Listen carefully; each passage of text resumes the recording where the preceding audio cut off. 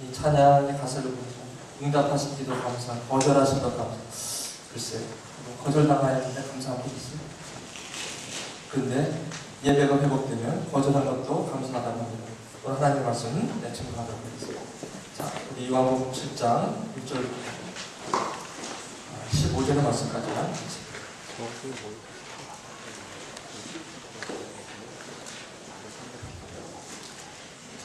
준비됐습니까?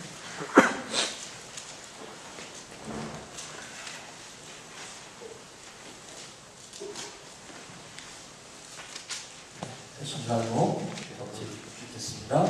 그 후에 예수께서 갈릴리에서 다니시고 유대에서 다니려 아니하시는 유대인들이 죽이려 합니다. 그 형제들이 예수께 이르되 당신은 행하는 일을 제자들도 보게 여기를 떠나 유대로 가소서.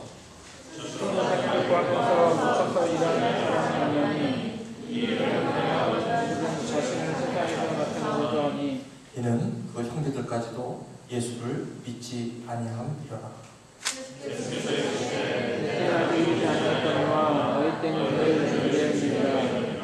세상이 너희를 미워하지 아니하되 나를 미워하나니 이는 내가 세상의 일들을 악하다고 증언함이라.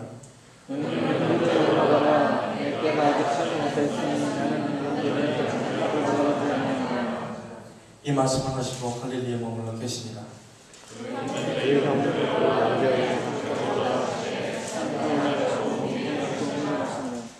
명절 중에 유대인들이 예수를 찾으면서 그가 어디 있느냐 하고 어떤 사람이 좋은 사람이라며 어떤 사람은 아니라 이를 물러간다. 그러나 유대인들을 두려워함으로 드러나게 그에 대하여 말하는 자가 없더라.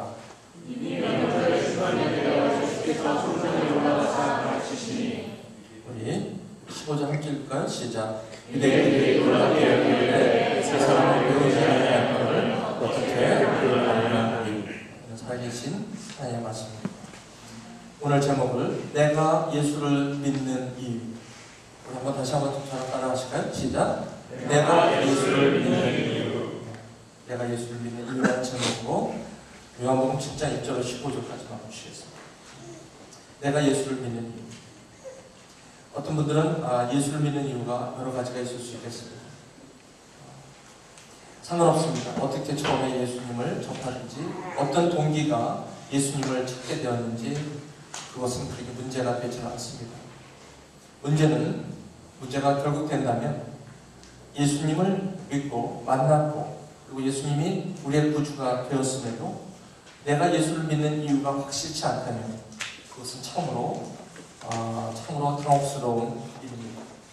제가 광고 시간에 말씀을 드렸습니다만 제가 경악을 금치 못하는 일은 목회자가 된 이후로 그 전부터 제가 참 답답하고 속상한 것 중에 하나가 무엇이냐면 예수님을 믿는 이유가 성경에 분명하고도 뚜렷하게 나와 있음에도 많은 경우에 예수를 믿는 목적과 이유가 잘못 왜곡되어 있다는 것입니다. 그것이 저를 슬프게 하고 괴롭게 합니다. 심지어는 아주 속상합니다. 대학생교회 교우들을 3년 동안 제가 말씀 묵상이라는 것으로 그렇게 끊임없이 그 예수를 믿는 이유에 대해서 목청을 높여서 심지어 그 묵상을 하는 것 때문에 교회를 떠난 형제자매도 있습니다. 묵상을 하지 않으면, 말씀을 보지 않으면 우리 교회에 섬김을 허락하지 않는다는 그러한 철통 같은 규칙을 세워놓기까지 하면서까지 말씀의 중요성을 강조를 했습니다. 더욱이 학생이라는 신분 때문에 없는 시간을 쪼개서 말씀을 봐야 한다는 것은 학생들에게는 그렇게 쉬운 일은 분명히 아니었을 것입니다. 물론 스트레스를 해소하기 위해서 노래방 가는 한두 시간, 술 먹는 한두 시간은 그렇게 아깝지가 않게 느껴지는데 왠지 말씀 묵상 30분은 그렇게 아깝게 느껴지는지 모르겠습니다. 왜냐하면 제가 그랬습니다. 제가 예수를 믿고 나서 8년이라는 세월을 예수를 모르고 믿었다는 것입니다. 하나님이 저를 목회자로 부르신 이유가 바로 이것 때문인 것입니다. 제가 교회를 8년을 열심으로 다녀 누구보다도 교회를 좋아하는 사람입니다. 저는 교회를 다니는 것을 그렇게 즐거워했습니다. 8년 동안 즐겼습니다. 가서 목사님 얼굴을 보는 것이 그렇게 즐거웠습니다. 그리고 수요일, 금요일, 뭐 또 목요일 무슨 일하러 나오라. 건수가 없어서 저는 교회를 못 나갔지, 건수만 있으면 무조건 교회를 나갔습니다. 그래서 목사님보다 제가 더 교회를 잘 다니는 사람으로 그렇게 알려지기 시작했습니다. 그래서 저도 모르게 교회를 자주 나가니까 믿음이 좋은 사람으로 인정이 되어버렸습니다. 별로 싫지 않았습니다. 2년 지나니까 저에게 기타가 주어졌고 찬양을 하라는 목사님의 명이 떨어졌습니다. 기회는 이때다 하고 기타를 치면서 그때부터 찬양을 하기 시작했습니다. 성경에 대해서 아는 지식은 요한복음 1장에서 딱 5장만 알았습니다. 그 유명한 복음 중에 복음 3장 16절 그 정도만 아는 상태입니다. 그러니까 이제 한 달에 한 번씩 저에게 찬양 예배가 있었습니다. 찬양을 인도합니다. 아주 즐거웠습니다. 그런데 예수는 몰랐다는 것입니다. 8년 기간을 그렇게 교회를 열심히 다니고 그렇게 열심으로 내가 공동체 생활을 했는데도 저는 예수를 몰랐다는 놀라운 사실입니다. 이게 가능할까요? 그렇습니다. 여기에 증인, 제가 바로 그런 사람입니다. 근데 저는 그것이 예수 잘 믿는 모습인 줄 알았습니다. 내가 예수를 믿는 이유를 가르쳐준 사람이 없었습니다. 누가 저에게 너 좀 일로 와봐, 너 지금 예수 믿는 게 그게 아니라고 저에게 따끔하게 한마디 해주는 사람이 8년 동안 없었습니다. 그럼 저는 어떻게 예수를 믿는 이유를 알게 됐냐고요? 너무 마음이 갈급했습니다. 예수님을 영접을 했습니다. 하지만 예수님을 왜 믿는 이유를 몰랐습니다. 그래서 예수님을 영접했기 때문에 내 안에는 성령님이 분명히 계셨습니다. 그렇기 때문에 말씀에 대한 갈급함과 내 삶의 갈급함이 있었죠. 디자이어가 내 안에 있었죠.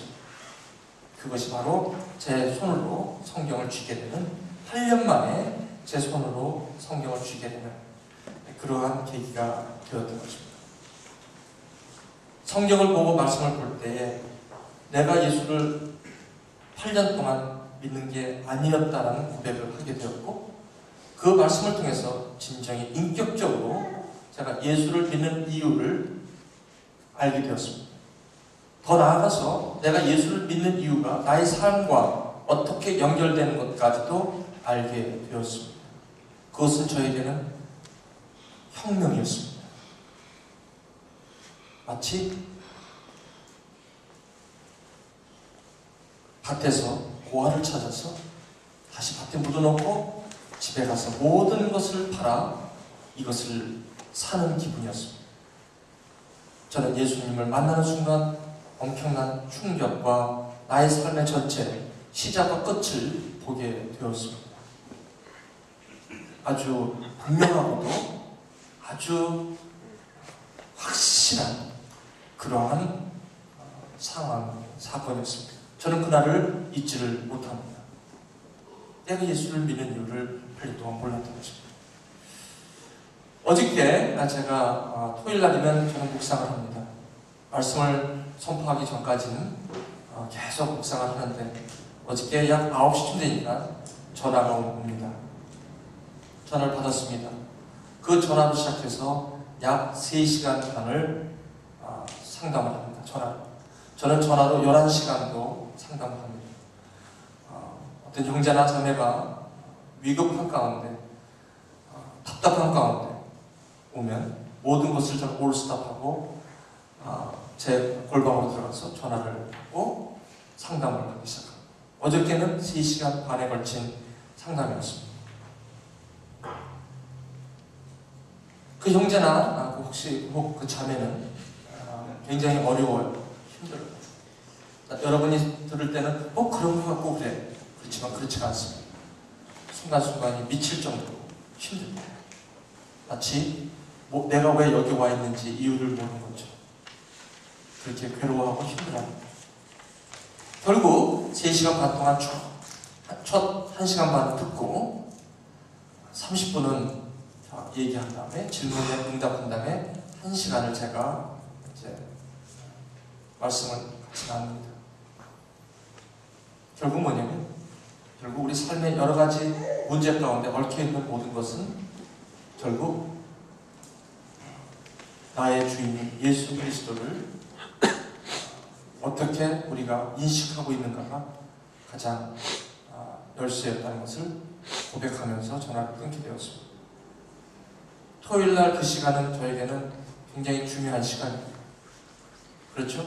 주보를 만들어서 주보를 해서 보내야 될 시간이 그 시간이고, 설교는 그 전에 계속 이렇게 묵상을 하고 있습니다만, 그렇지만 그런 형제자매가 꼭 그때만 전화가 옵니다. 그래서 저는 올스탑입니다. 다 안 합니다. 그리고 온전히 그 형제 또는 그 자매와 함께 상담을 시작합니다. 결국은 뭐냐면 예수님을 믿는 이유에 대한 분명한 목적에 대한 분명한 의식이기 때문에 그럴 수가 있다는 거죠.